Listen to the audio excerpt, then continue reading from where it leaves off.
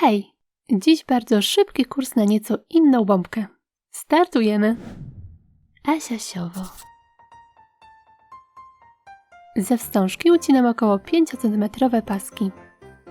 Jeden koniec opalam, a od drugiego zaczynam spruwać materiał. Potrzebuję kilkanaście takich pasków. Teraz część kuli maskuję wstążką o szerokości 6 mm.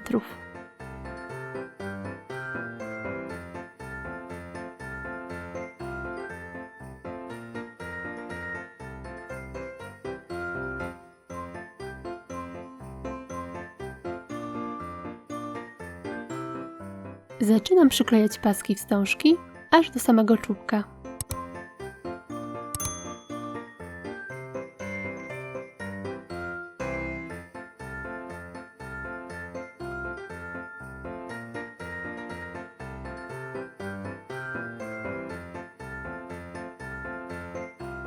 Maskuję czubek.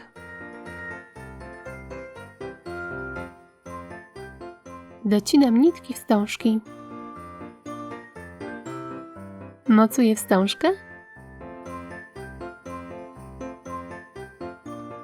i kokardkę.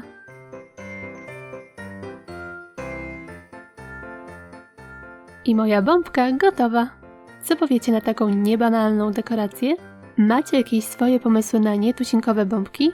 Piszcie śmiało w komentarzach. Do usłyszenia!